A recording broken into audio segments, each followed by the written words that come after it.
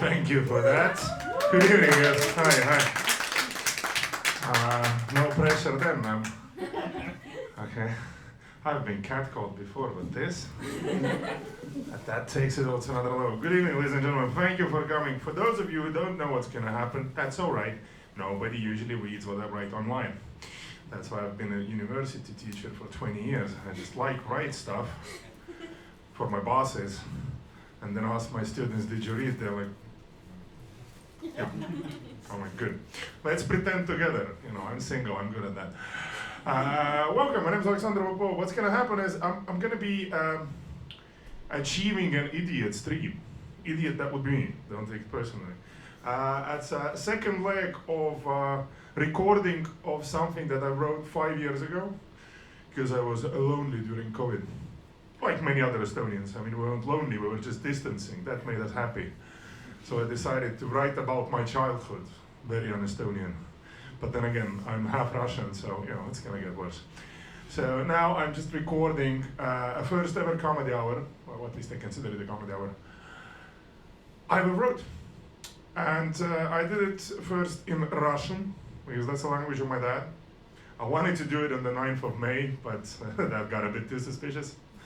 So we did it on 8th, you know, in support of everything else. So now I'm going to do it in English, and at some point I'm going to do it in Estonian as well, to feel at home. Estonian is the language of my mom. English is the language I know, so I'm flexing here. For people who teach English, English is their native language, are good at English, please bear with me. What's going to happen here, let's put it this way, grammatically, maybe not completely correct. You can send all the feedback later. Russians already did. We're good. I mean, they're very happy when I speak my dad's language because they always point out that allegedly, I don't know, I haven't heard it, but Russians say I have an accent in Russian. So now you can figure out whether or not I have an accent in English. That one would make sense because I learned my English on Finnish television. Yeah, that's welcome to the childhood of a boy born in Soviet Union. Yeah, that's why the title, Notes from the Shadow Side, is more of an explanation. In Estonian, these shenanigans here, or these shenanigans are called halbum, which is a lovely mix of two simple Estonian words. Halb, which is bad, and album, which is album.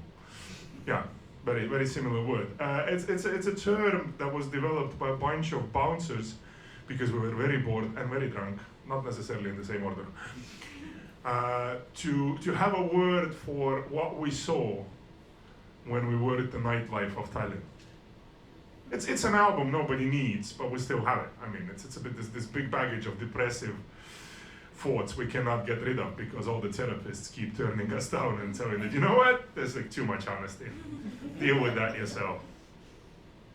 So I decided to title it Notes from the Shadow Side because I've experienced in recent 40 years, that would be how long I'm alive, you can start doing the math now, that it doesn't really matter whether or not you learn the language of the land you're living in, if you're a bit different, they still notice that.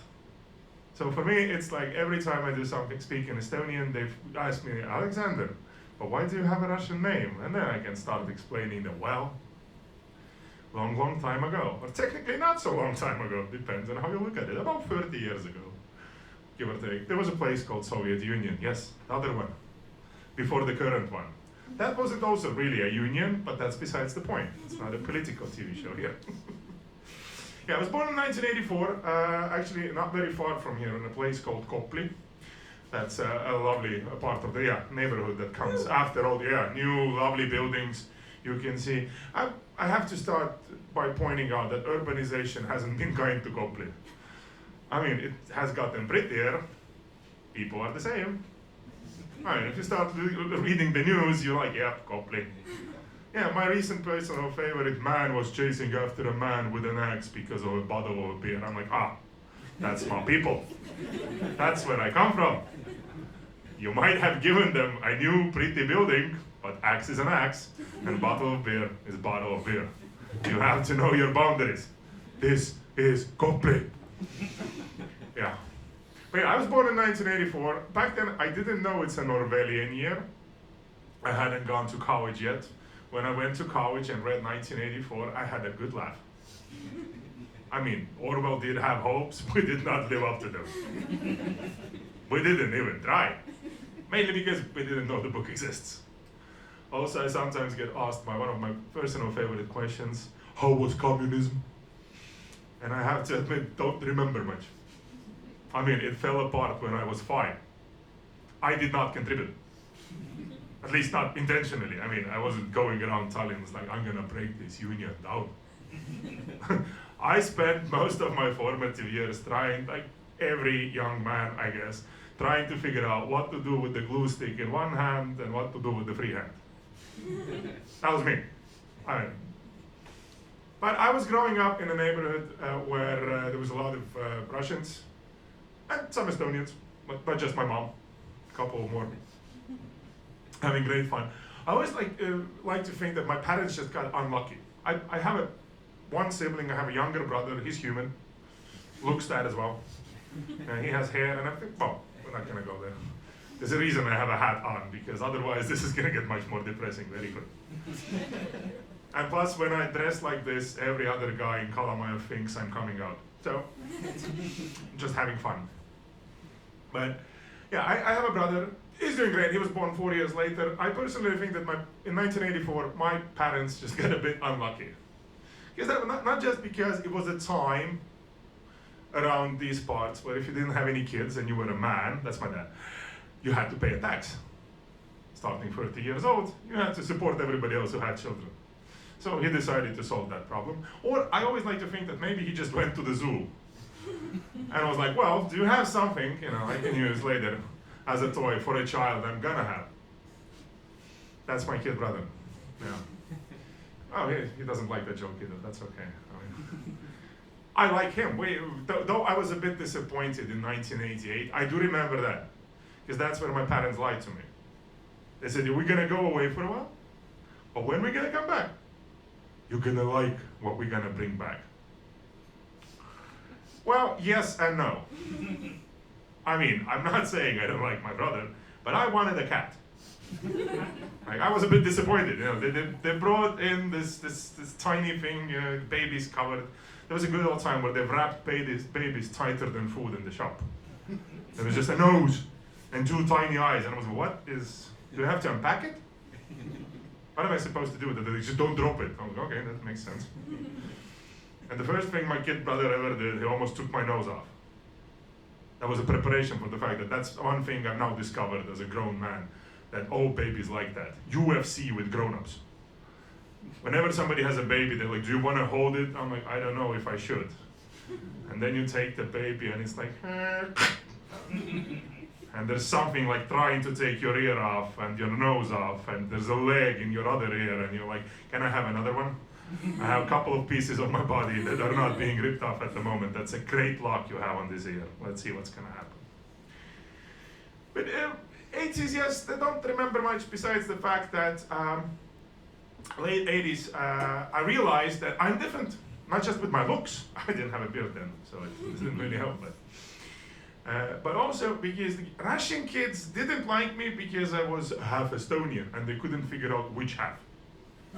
Neither could I. I was like, I don't know. So they just punched me in the face. That was easy. It's like, we're not gonna pick sides. We're gonna go straight to the kisser.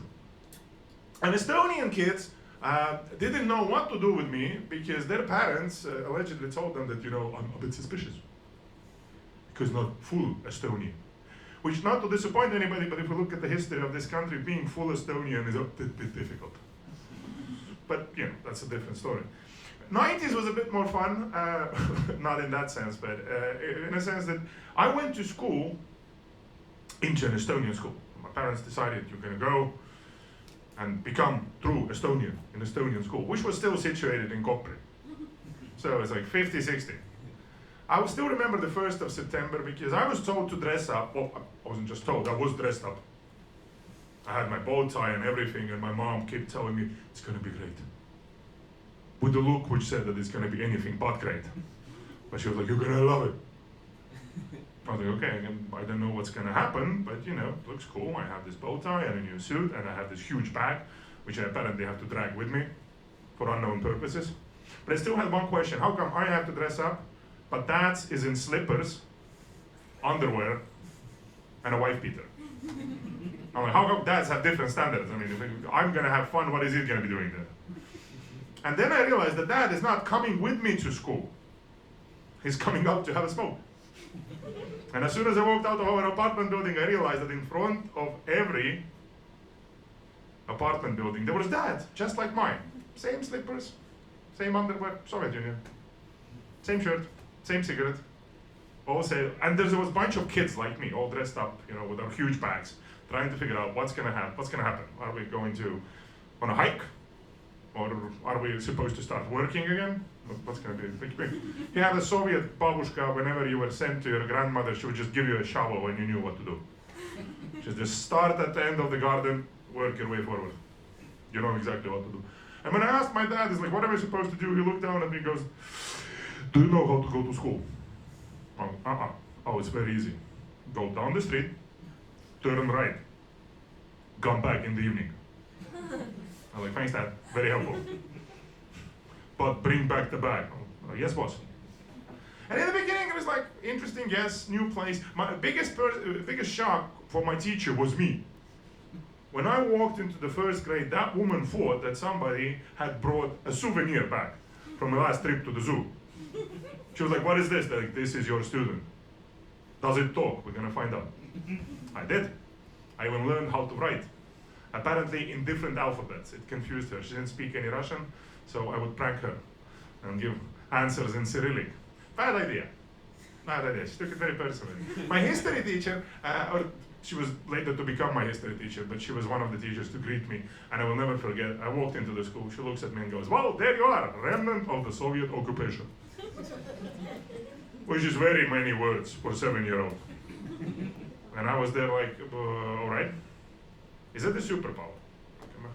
I went home, I told Dad. He was just, no, it's not. She shouldn't say that. We're gonna go to school tomorrow and we're gonna deal with that. And I didn't want my dad to go to school because he had a gun. I'm gonna explain. There was a reason for that. He was a police officer. Then again, in 90s Skopje, they didn't need a reason. Many people had a gun. Some had a reason, some just had a gun. They were living in the same apartment building usually. It was very interesting. I once asked my dad, why are we living in Skopje? He's like, it's a very good, close place to where I work. I'm like, yes, Dad, but most people you work on and with live in the same building. He's like, yes. Very close. I'm like, that's kind of the problem. It's gonna bring your kid to work day every day. I walk home and there are people like, I know your dad. I'm like, yeah, I can see. By the tattoos. He told me what they mean. Don't get me wrong, I had fantastic childhood for many reasons. Number one, I got to do stuff which many other kids didn't want to do or could do. Like, for example, I could go into a police station whenever I wanted to. Just as a hint, if you've had similar situation and you are ever at a job interview, do not start a sentence when you're asked, where did you spend your childhood? As I used to. It took me a while to understand that when they ask you, like, what did you do as a child? Starting a sentence, well, I spent a lot of time in a police station and courthouse. Don't call you back for another interview. You have to explain that because of my parents' employment, I spent a lot of time, yeah. But my dad was a police officer, my mom was a judge. She's now happily retired, just retired, and I know how happy she is because she now has too much time on her hands, apparently. I wasn't ready for that.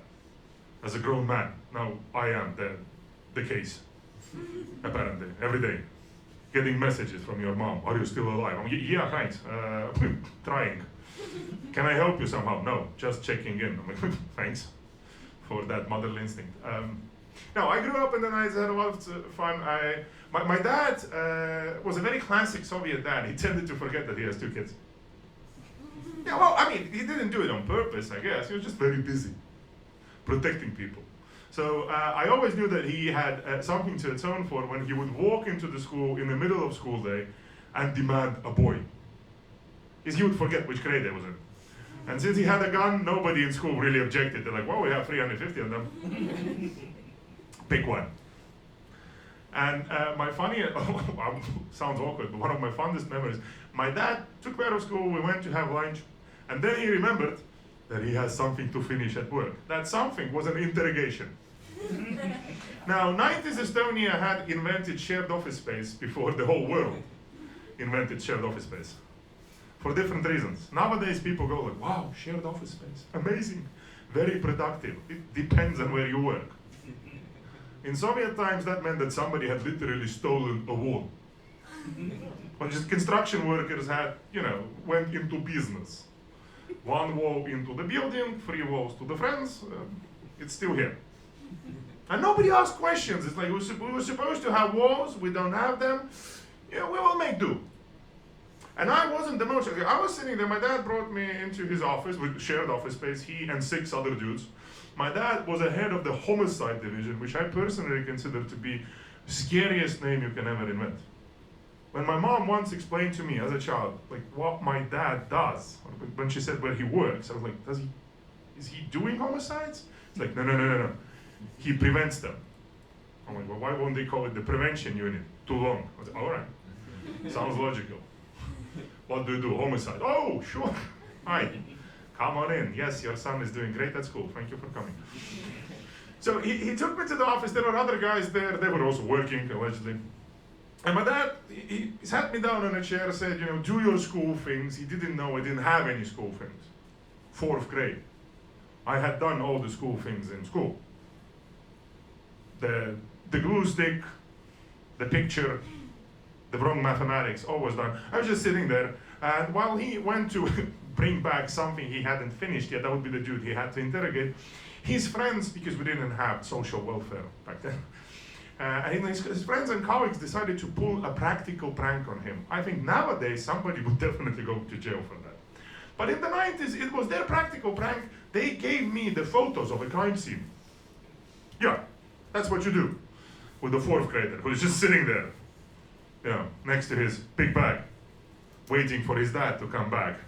So next thing I know, the door opens, a huge tattooed guy walks in, handcuffed, and just stops dead in his tracks because he sees me putting photos in order.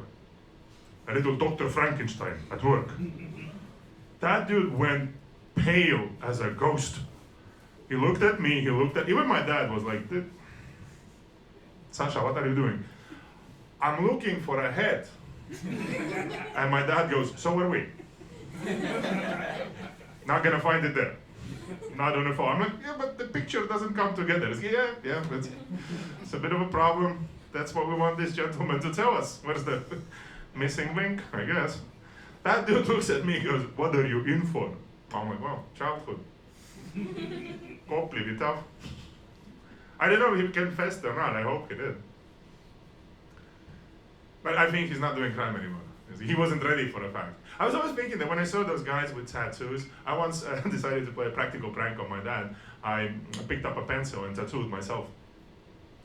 Back then they didn't have cameras on the phone, so my dad was very sad. He didn't allow me to wash myself for 3 days.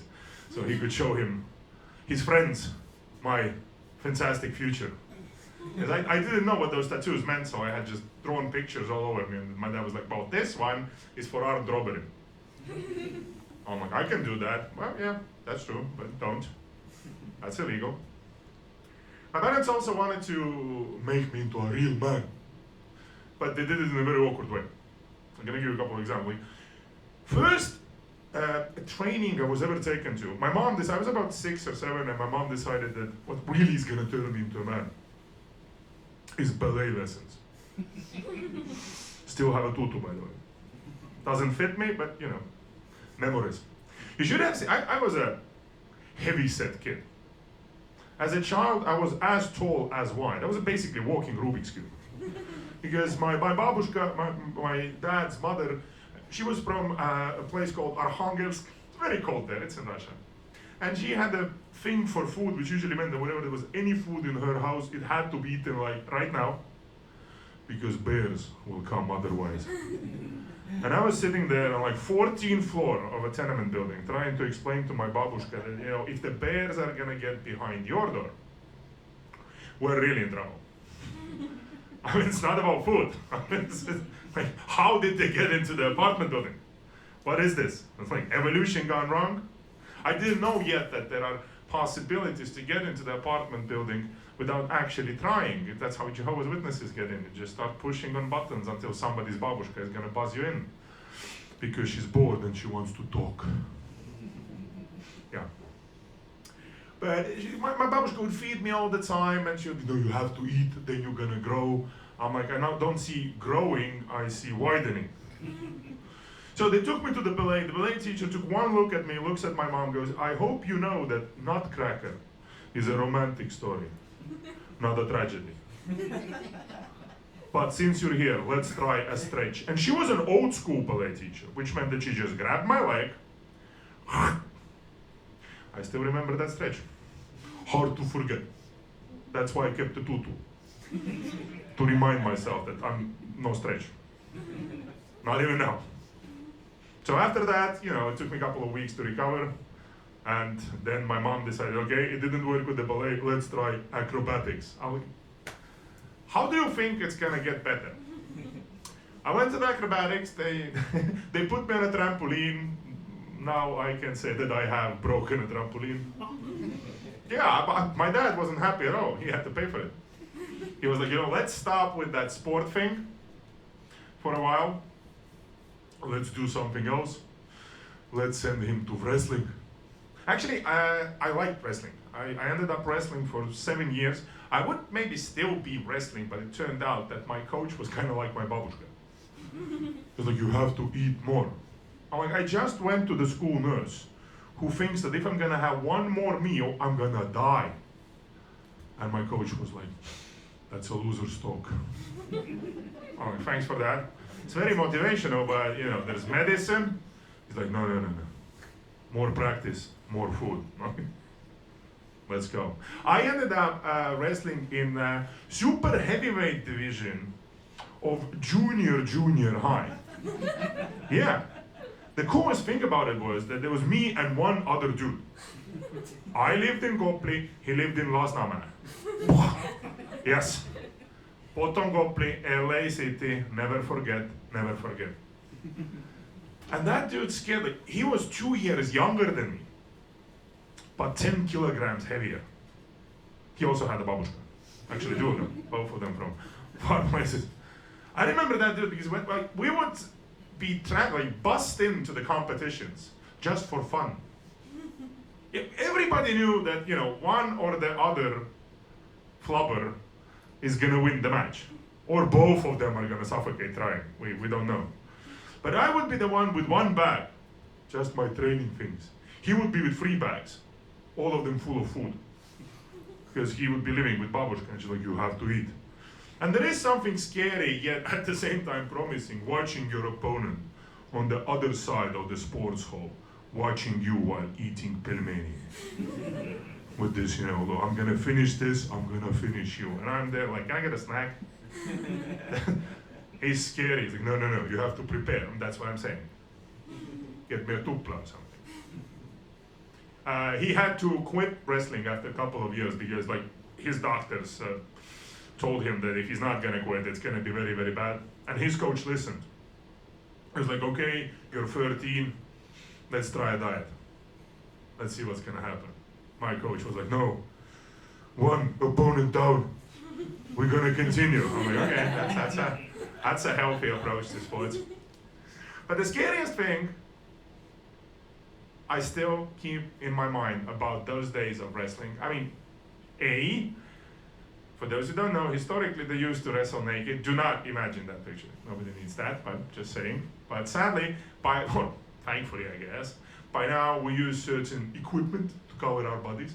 But in the 90s Estonia, we as of yet hadn't discovered proper wrestling gear. We were very post-Soviet. We wrestled in whatever we had. And I had a wrestling suit knitted by my coach's grandmother. Yes. Let's all take a moment. See, ladies laugh because they know what knitted things can do to a body. Men usually laugh because they've been there. And yes, it is true that after you've sweated a lot in something that's been knitted from wool of a sheep that hasn't really been properly treated with any chemicals, you discover places on your body you didn't know exist. But after that, let's put it this way, thanks to that wrestling suit, I'm very in touch with myself. Ever since 1994. Like after the first competition, I was like, I'm not gonna take it off, it's just too awkward. And the same day, my coach made me go to sauna after. Tickly all over the place. I was just sitting there like yelling. And he's like, yes, that's power. I'm like, no, that's bad. That shouldn't happen. I get home, my dad takes one look at me, breaks out laughing. He's like, did you go to sauna? I'm like, yes, my coach made me. Yes, that's power. That's good. I'm like, Dad, not helping. I still have that suit as well. Yeah, just for the trauma. But, and also because I didn't want anybody else suffer. Because I knew that if I'm gonna return it to my coach, he's just gonna pass it on to next dude. Other awkward thing was that in the 90s wrestling, the rule is still there. Which I never understood. Like, your point of wrestling is you have to take your opponent down, but apparently what if, while doing so, your shoelace becomes undone? You might lose the match. I'm like, I'm choking the dude out. My shoelace is not really a problem. Not for him, nor for me. No. Your shoelaces cannot come undone. So my coach decided to fix that. He would just tape my legs. Which is very good when you're like 130 kilograms and you cannot move your ankles. But good thing was that my opponent had a similar coach. So it looked kind of like grilled chicken from rotisserie trying to have a romantic dance. Just two of us. Very penguin. In the middle of the wrestling match, even the judge is like, do I even need a whistle?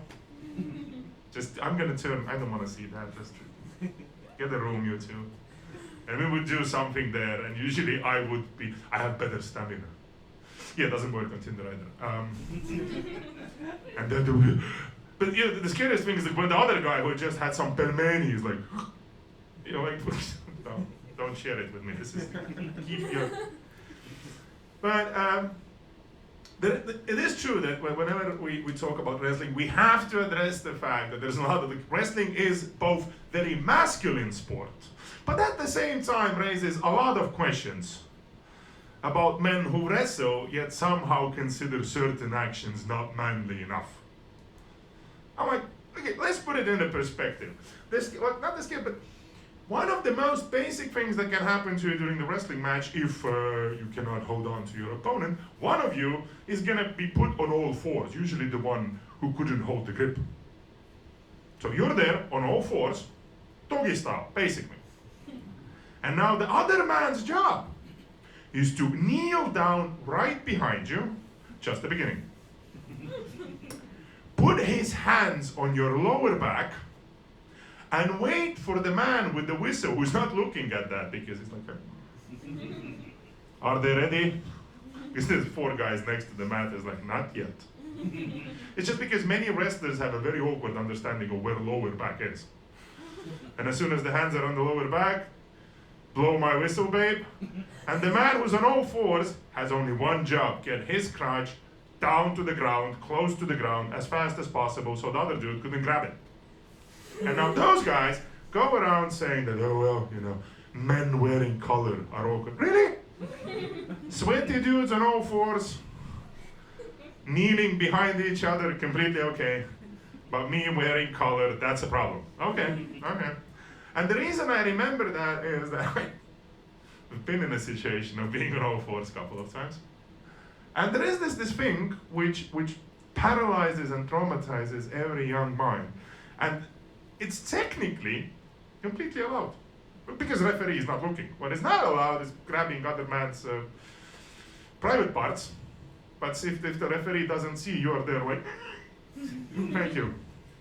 And then everybody in the sauna are like, that was a good match. I'm like, yes, I'm missing a couple of pieces. Thank you very much. It was really worth it. But what happens usually when you're there on all four, the other guy, this is where they start. They take time. And if you ever watched wrestling, pay attention to that. It looks a lot like a show dance. There is one guy, he has his eyes closed. He doesn't want to see that. The other guy, he just walks around. He needs to prepare. Like there's plenty of stuff to do. Even referee is like, can we get it done today, please? And then when they start going down, they usually start with the knees. They touch your buttocks, they go down very slowly, so you could feel with every inch of your body that there's about 20 minutes to go. And then when they're right behind you, many guys think that lower back starts with the shoulders. They're like, you're there, sweating, like, I should have stuck with ballet. That stretching was better.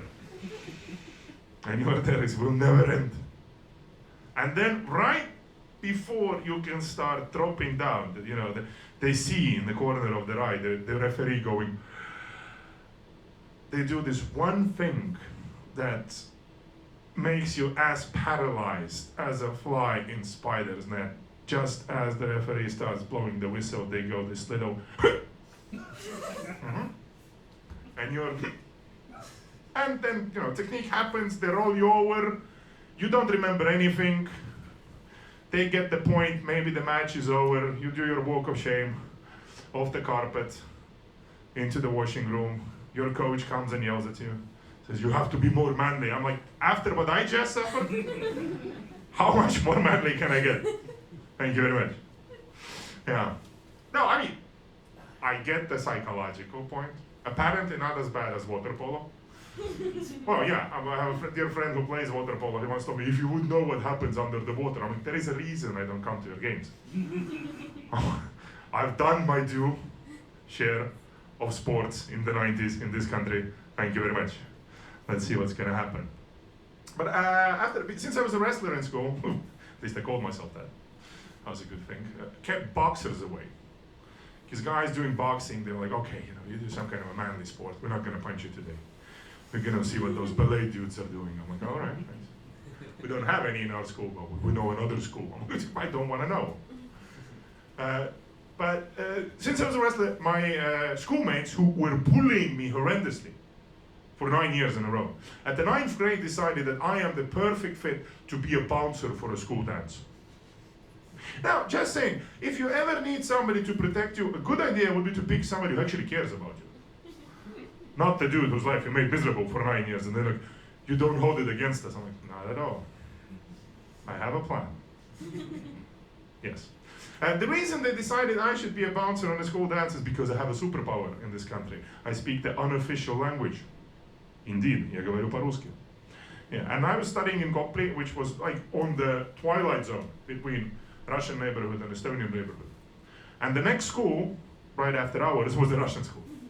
And whenever Estonian school had a party, everybody found out and wanted to come to the party. So they decided they're gonna put me on the door. Russian guys are gonna come, I'm gonna keep them out, they're gonna have fun, I'm gonna get my butt kicked. They didn't know one thing. Russians have this small problem with me. Since I'm half Russian, they can only kick me half. Yeah, the Russian kids showed up, they showed me, they were like, Sasha, we have a problem now. I'm like, really? Only now. Like, don't go into detail. Is there a party? I'm like, yes, there is. Will you let us in? I'm like, I cannot do that. We will punch you. Yeah, I got that much. Okay. But your dad is Russian, right? I'm like, yes. Which side of you is Russian? I'm like, what do you mean? Then we know which side not to kick. I'm like, well, for the purposes of the current event, it doesn't really matter. So we made an agreement. They punched me, I left. Opened the door, they went in. I kind of presume I know what happened. I got home, my dad asked me, why you are not in school? I told him what I did. My dad shook my head and said, son, and he shook my hand as well. That's a good thing. My dad said, son, I want to congratulate you. You are now a member of an organized criminal enterprise. I was like, what do you mean? Well, I'm going to explain. What you just did caused a group of people to harm another group of people. You're in a gang. I'm like, finally. I'll be like, do you know how hard it is with my background to apply for gigs with organized crime? Even if it's not organized? Like you show up for gang tryouts, they're like, the reason we have tryouts is because your dad locked up 2 of ours. I'm like, why do you think I'm here? I'm here to bring retribution. I have information. We have information as well. It's like against the code. I'm like, let's change the code. My parents are lawyers. I heard they could be changed. Yes, that's the problem. Your dad arrest, mom put to jail. We cannot take you into the gang. I'm like, why not? Our dads will disagree. I'm like, I can bring my dad. He's, no. Last time he came around, didn't end well. So, never became a gangster, at least not officially. Still keep it unofficially. You never know when I can put it on LinkedIn or something. Might be fun. I changed schools after 9th grade, so it got a bit better in the sense that it was a very awkward for me because I spent 3 years in high school where I wasn't bullied even once. You know how hard it is? Well, like in the beginning, this is not normal. For 9 years, I knew exactly what's gonna happen. I'm gonna get to school, they're gonna call me names, somebody's gonna punch me, we can go on with our lives. Routine, good, important for a young man. And now people just don't talk to you, which is awkward. I mean, not that they were talking to me that much before, but like I spent first half a year just trying people to get to bully me.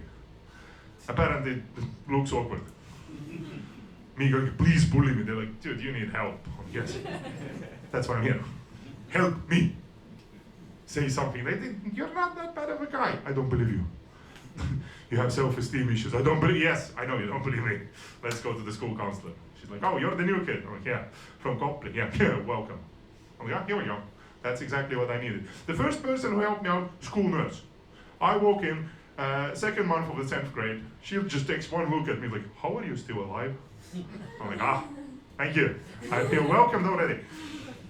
I don't know. Must be a diet. She's like, no, it's definitely not the diet. But we have to talk about your diet. I'm like, what do you eat? Whatever babushka gives me. She's like, oh, you're one of those. All right, we're gonna write that one down. Try to survive. High school wasn't very eventful. I graduated somehow. It was very awkward. I mean, nobody was bullying me. I did more bouncing. This time, I actually did not let Russian kids in because nobody bullied me. Why would I make them victims of organized crime, even though I want to be in organized crime? And Kopli guys don't really come to Mustamäe. That's where I moved. It got a bit awkward in college. I got in. But I will never forget the first day. I hadn't even made it to college yet. I was just sitting at home, trying to have a cup of coffee because I'm a grown-up now. And the first thing my mom did when she woke up, she saw me, she was like, are you planning to go to college today? I'm like, yes, but the first class starts at noon. She's like, what kind of a college is that? I mean, the one you're paying for. All right, then just get going. I'm like, Mom, it's 8:30 in the morning. It's Tallinn. I mean, I have plenty of time. She's no. You have to go and look for a job first. I'm like, because you're a man. I'm like, oh yeah, Dad said the same thing. She's like, yup. We had a discussion. I'm like, okay, now I know where it started. And then she comes up to me and says, you know what? I have a solution for you. Now, back in those days, it was about 20 years ago, a bit more. Estonia had a separate newspaper which published employment advertisements. Nowadays, you can go online, go work a bit, do all that easy stuff. Back in the day, you had to read, show up, convince your employer that you can do that job. Even if the only information about the employment was, meet you at Kaubamaja, 9 p.m. Bring a bag. All right? I have a couple of bags, we can figure it out. I went to one meeting like that, came back, my dad was like, oh, they didn't arrest you, good. So we need to talk. Remember that thing about organized crime? Yes, that's how they get you in. I'm like that. It didn't work in school. Why would it work now? Well, because now you're 18. You're your own problem. We want you to be safe and on our side of the law. Otherwise, we will have to put you to jail. I'm like, but then again, Dad, you know how to do that? He's like, yes, but you know how much paperwork it is. So I ended up becoming a bouncer for real, which was very fun because my first place of work was a bookstore. I know, I wasn't ready for the fact that bookstores are crazy. Not the stores, but the people who come in there. I mean, I thought that it's a lovely place. It was a very tough job because I was not allowed to read while at work because you have to keep eyes open for people trying to steal books. I'm like, I've seen statistics in Estonia. I doubt it's a really huge problem. Apparently, the scariest thing that can happen to you in a bookstore is if you get an lovely elderly lady who is buying something, but the cashier forgets to take away the safety element and the security gate goes off. Now, I became a negotiator. There was a lovely elderly lady, looked like my babushka, but scarier. She just yells all over the shop, I didn't steal it. I'm like, I know. I saw you. And she's there. She's very violent. She ended up attacking me. And I just stood there taking a beating from a 75-year-old. Because I couldn't figure out, should I go to the wrestling mall? I can take her down. But that would, it's not really the situation. It's not the pelmeni versus shoelaces or something. And after she had finished with me, she just walked off. And then I got a what for from a shop owner who's like, you're another very effective security tool. I'm like, dude, I just almost lost an eye to a pensioner. How effective do you need? Yeah, it was a fantastic year. Later on, I transitioned, not in that sense. I transitioned to the events. I tried to be a bouncer at football games. As scary. Turns out that football hooligans and grandmas have a lot in common. I didn't do it. Yeah, here we go. But my favorite gig I ever bounced at was at a small island called Vormsi. Amazing place, if you like depression as much as I do. But there was a festival, and the reason I will never forget that island is that it's an island where I've been complimented once in my life. I don't know if it's a compliment, but I still remember it because it was a lovely summer day. I was there. It was a festival, and festivals, open air festivals more specifically, are a lovely place where a lot of parents think that if they have carte blanche to start drinking and somebody else is going to deal with their kids. That somebody else usually being a bouncer, who of course knows exactly where 6-year-old Timo is every second of a 9-hour festival while his parents are having fun in a wine tent. But there was a lovely lady who wanted to get into the festival. She was a bit tipsy by Estonian standards, somewhere between 2.5 and 3 promille. It's summer, a bit of wine, 7 bottles or something. And she tripped because she forgot that on the lovely island of Vormsi there are no concrete streets. A lot of grass and ground, but she had the good old Jimmy shoes. And I have to say, ladies, I have to compliment you. I don't know why you do that to yourself and your body, but somehow there is this need to have 20 centimeter heels under your legs, so gravity would even go, you know what, I'm not involved. Have fun without me. And she almost tripped. I caught her because, it's my job. And I consider myself to be a gentleman. I wasn't ready for the fact that I'm gonna be complimented back into this stupor that I had when I was on all fours on the wrestling mat. Because as soon as I caught her, the first thing she did, she grabbed my shoulders, and she had those lovely, that lovely Wolverine pedicure. 30 centimeters. At least, you never know when the orange is gonna fall down from the tree and you will have to go, meow. Yes. Yes. Cougar attack, basically. And I caught her and she grabbed my shoulders, which would have been romantic, minus the 30 centimeter claws on her. And as soon as our eyes met, I had the same feeling that I'm back on that wrestling mat, that she has just had pelmeni. And we're just looking at each other and she goes at me like, oh, here you are, full of sex like an owl. I almost dropped her. 2 things after that. I cannot read Winnie the Pooh anymore. It's devastating. And number 2, I was like, what owls have you seen? I'm like, and her friends were as shocked as I was. And this is the cool thing about men never do that. Men just start laughing. Because we don't care if our friends do stupid stuff. We encourage them to do that so that we could feel more superior. But women usually start apologizing, but apologies went much better. It's like, she actually likes you. I mean, yeah, I got that, yeah, nice. But how about we just move on to the next customer and we're gonna get back to the owl thing in never, perhaps. But yeah, next day she came back. She was a bit more sober. She didn't remember any of that. So when I asked her, how is the owl doing? She just thought I'm crazy and walked by me. There ended the romance. I was like, I thought we had, a connection. Our eyes met. I still have claw marks. At that point, I still had claw marks on my, the most romantic I've ever been. It was very hard to explain to my mom. I'm gonna finish that sentence. When I got back from that lovely trip to an island and went to help her out at the dacha, and she saw what had happened to me, she's like, Sasha. And she always tells me Sasha when she wants to reprimand me for something, like, what did you do? I'm like, only thing I did, I was a gentleman. She's like, I don't want to know. I'm like, yeah, that's what I thought.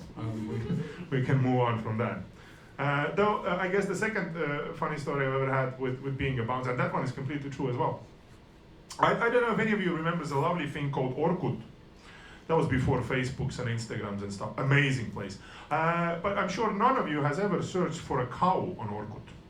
And I'm going to tell you very, very briefly. What happened was, like, about 15 years ago, a bunch of people who, some of them might now be in very respectable positions in the society, but back then were psy DJs, whatever that is, decided to have a techno party. A theme of a techno party was a farm. Because as we all know, farm animals love techno. You go on a farm, everybody is like, cow. That's how it goes. And they decided to have a techno party in a farm style. And I happened to be a shift boss at the nightclub, and I got an email saying that tomorrow a cow will arrive. I had a lot of questions. Two of them were like, a cow, is it alive? Or in pieces? Is it like the Peppa the Pig puzzle? Am I supposed to put it together or something? And B, just for the interested, such as myself, why do we need a cow in a nightclub that's on the second floor? I've been to a farm. My mom's parents had a farm. Last time I checked, cows are not big on stairs. They are not huge fans of climbing stuff. They are more like, I'm gonna stand here and do nothing kind of animals. They're lovely and everything, but if you're gonna tell the cow that climb the stairs, owl is gonna do a better job. And they're like, no, it's not a real cow. I'm like, all right, then I have a third question, why do we need it? It's like, it's a party thing. I'm like, all right, I'm just a bouncer. The less I know, the better. What happened was those geniuses rented an imitation of a cow from a Russian theater. And paid a lot of money and signed a contract which said that the cow has to be back in 12 hours because otherwise, like, children of Estonia is going to be deeply traumatized because that cow had the main role in the only children's play of the Russian theater of the 2007 season. Long story short, they had a party, we did the gig, and in the morning we started decompressing, drinking basically, because it was Sunday. And at 9 a.m. I get a phone call from a club owner going, where's the cow? I was like, well, oh, the cow outside. We couldn't get it in. It was the door wasn't wide enough, so we left it on the streets. The guy who was on the door still hates me because he spent most of the night being photographed with the cow. At some point, I was like, you know what? We have this lovely hat. He's like, you're gonna bring that hat. I'm gonna suffocate you with that hat. Because he's also a wrestler. He's like, I'm gonna just put you down right here. So, and he left the cow outside because his shift was over, and somebody managed to take the cow, so we spent, and the cow, it was 9 a.m., I got the call, they told me the cow has to be in the theater by noon. I was like, what do you want me to do, become a cow? I mean, I was in a play in a junior high, I played the frog. He was thinking about, I can't do a cow, I'm a big boy. Like, no, we need the cow. So I went on Orkut, posted, has anybody seen a cow? Exclamation marks. And shockingly, in 5 minutes, I get a response from everybody, yes, I saw 4 guys with a cow. I'm like, tell me more. I went very deep. into the depths of Orkut. We found out where the cow is. We found the cow. We discovered the cow has been damaged because the guys who stole the cow disregarded physics and tried to get it into their apartment. So they broke off one leg of a cow. But we were in a zone and we were drunk as a skunk. We found the cow, we found the leg, they were not in the same apartment. We found some tape. We taped back the cow's leg. And then came the funniest part. We were walking towards the theater. Well, we sobered up a bit. It was a bit like a very awkward farmer's parade.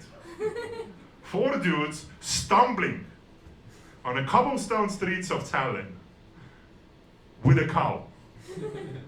Now, the thing with the cow was, since we had to tape one leg back, 3 legs were pointing down. But we were a bit in a hurry. So one of the paws, the front paw, was leading the way, like Vladimir Ilyich Lenin. When we got in front of the theater, the whole staff came out for a smoke, just to figure out what kind of a children's play are they about to put out.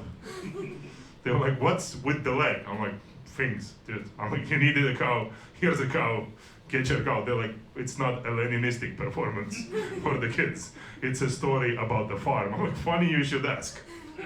We just had a party at the farm. I can bring the DJs, you know, we can play some music. Parents were already outside with the kids, dads were laughing, moms were covering eyes. Don't worry, we fixed the cow. We even got tickets for the play. It was amazing. Because we were sitting there looking at very, very disappointed dads. Because at that point I realized 2 things. Family gatherings in theaters on Sundays, it's a punishment of moms for that.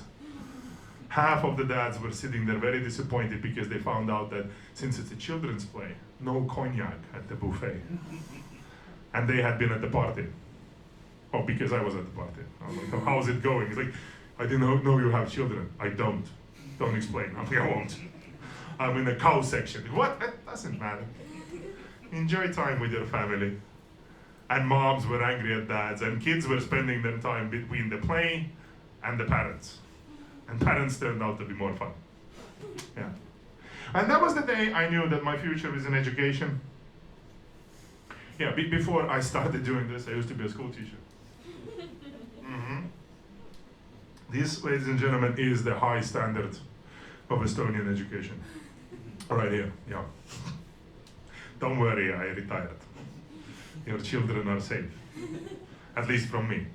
I have to be honest, I liked being a teacher. Didn't like the kids though. No, I mean, they were cool, but since they're not mine, I can be nice to them. Yeah, I learned it the heavy way. That parents, when they bring you to school, I remember my time, my dad and all that, but nowadays it's even more fun because there's 2 things I learned about parenting as a teacher. Number 1, whenever parents tell you that we really care for our child, 50-60. Because I started in 1st grade, and that was a scary place because 1st graders are mean.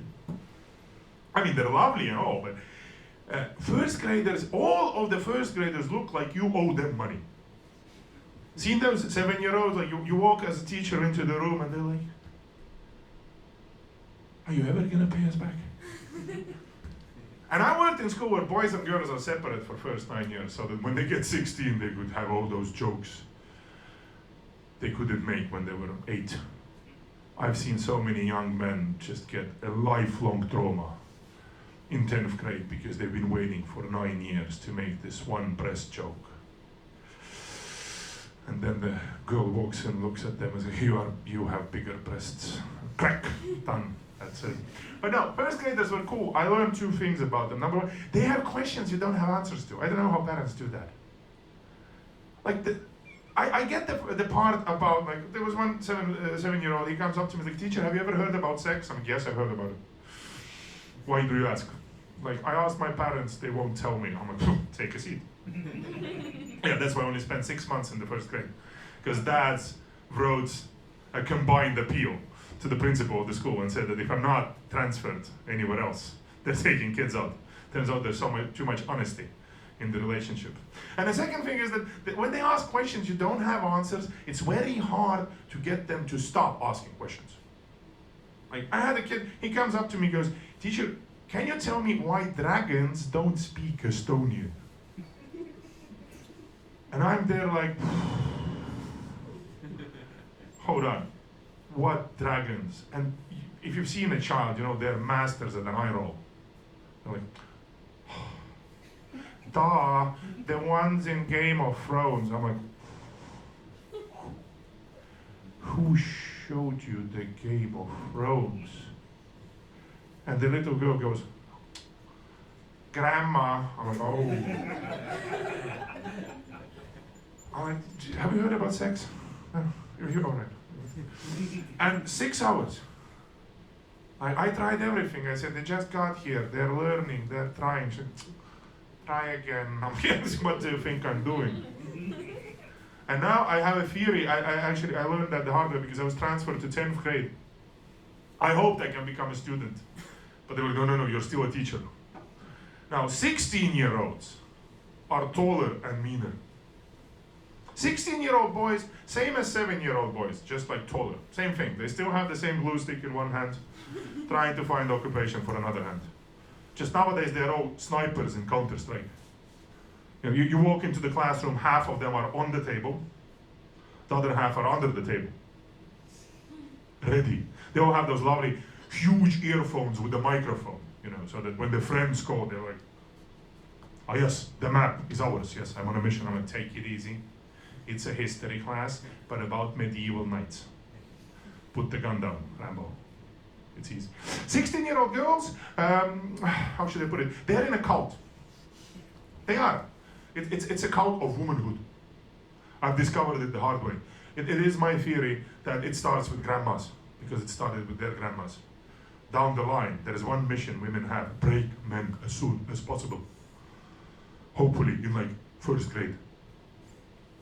Because I remember a class I walked in, 16-year-old, right back at the class. There was like 16-year-old dudes trying to do the sniper thing. 16-year-old girls, they're all influencers. You know, they have like 6 cameras, different positions, making content 24/7.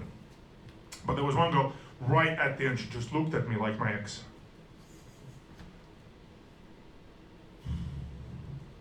So, how old are you?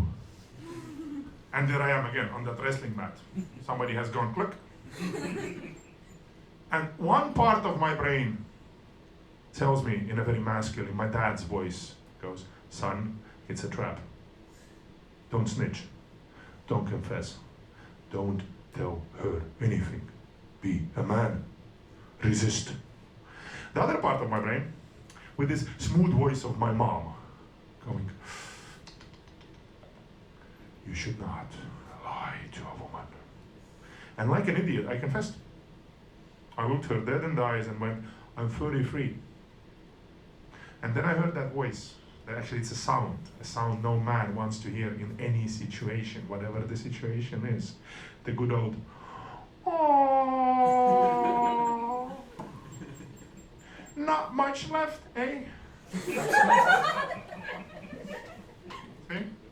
They're laughing because they've been there. They know what happens to a man when he hears the, oh. Doesn't matter whether it's a bedroom, street, the brain reacts the same. You're like, and after that, not much left. The only thing I could say was no. No. Susanne, Sibyl, Katrine, Teemant. They all have like 5 names nowadays. It was very hard for me to be the dude. There was one other girl who had 1 first name, and we were like 2 homeless people. Not rich enough to have names. Just looking at each other like, dude, Romeo and Juliet kind of thing. Not really. I'm Aleksandr, she's Kurt, and how Romeo and Juliet can it be? It's just classics. And I just looked back and I was like, no, not much left. 5 tests. 5 tests till the end of the school year. So hak tuan, let's get down to studying, see what's gonna happen. It was amazing. And now that I've quit teaching, I have one dream left. Actually, it's not really a dream, it's a mission. After everything I've done, after everything I've suffered, I'm definitely gonna suffer some more, because I'm good medication. Yeah, I have a fantastic GP. It turns out that when you're 40 and you go to the doctor and say that your heart is acting up. They give you some mighty great drugs. It's amazing. And I'm from Kopli, I know about drugs.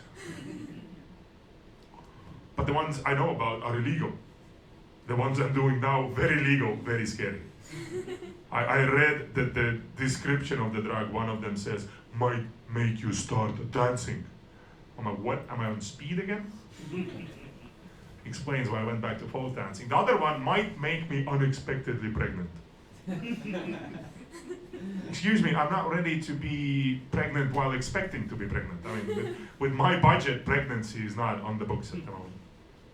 But I have this one hope for my future. What I want to be, if I live long enough, I want to be as gangsta as the babushkas in my apartment building.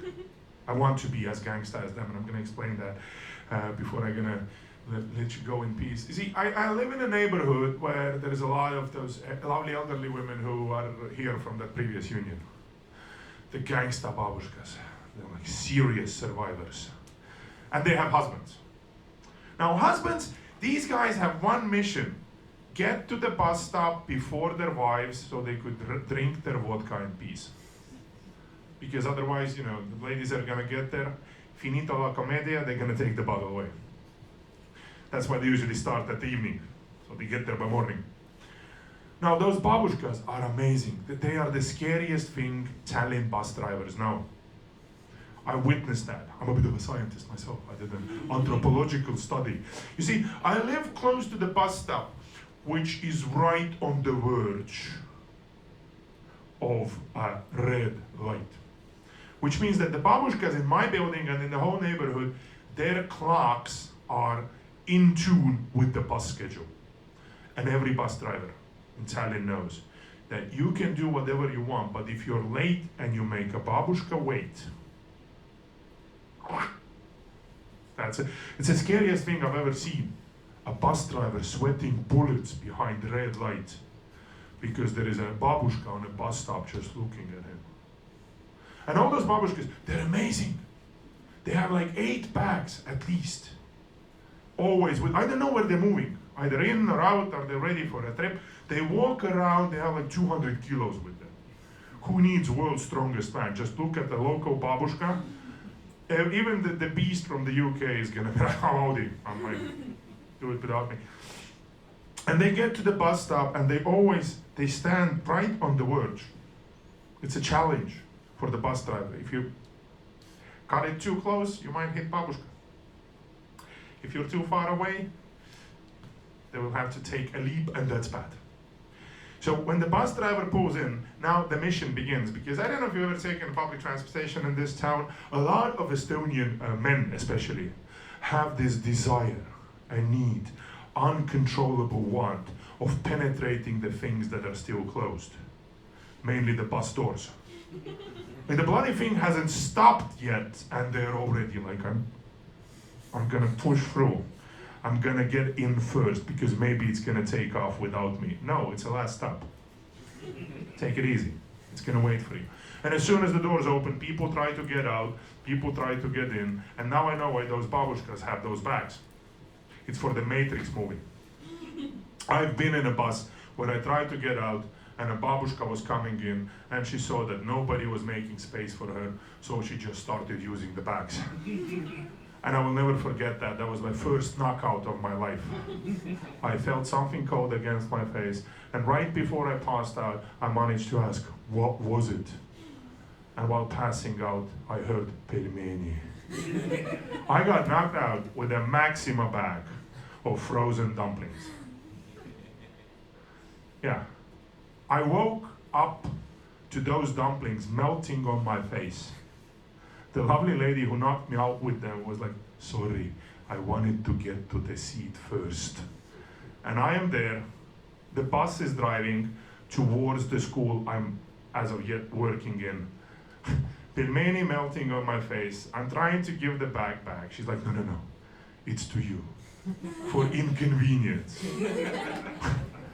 I'm too much of a man to say no. I walk into the class full of evil 16-year-olds with dumplings melting on my face.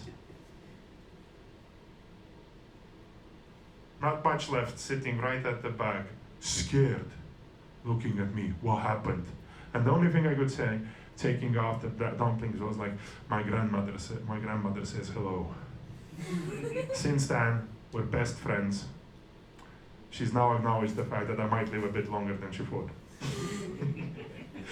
Ladies and gentlemen, I guess it's only fair to let you go, because, I mean, otherwise it's going to turn into a very awkward hostage situation, and we don't need that. I mean, I know we are in a basement, it's dark, and with Estonian neighbors, hostage situation is going to be 24/7 kind of thing. So we shouldn't do that. I'm very thankful you decided to stick around and witness an idiot trying to achieve his dream. Then again, now you can go on social media and say, people, you know what, have you heard about those social experiments in Soviet Union where they tried to make monkeys talk? Yes, I've seen that. 5 stars. You will not be able to beat that. And please tag Visit Tallinn, let them figure out what happened at Tööstuse 43. This is an amazing thing. Thank you very much for coming out. I hope you found at least one story funny. Before anybody asks, all what I told you is technically true. I might have embellished something here and there. I know, shocking, right? Wow, a man lying about something. We were not ready for that. Well, yeah, ladies were, men are like, what did you say? It's a secret out. Dude, come on. You should have been more of a man. That's what my dad kept telling me. So, who knows if this thing is going to work out. We might meet again. But if not, you do not have to confess you've ever seen me. That's okay. You know, if somebody asks you, have you seen this man? You can be just like my mom. No. Don't know him. Don't know him. I have a son. He's good. That's my kid brother. He's lovely, actually. He has a job. Yeah, makes money. Yeah, makes mom proud. I'm the one that comes to the Christmas with his own gifts. No, I'm just trying to be polite. You know. Bringing gifts to myself just to remind that I'm worth something. Who knows? Things are going to change for better. Thank you very much for sticking with me. I've been Aleksandr Popov. Take care. See ya. Bye.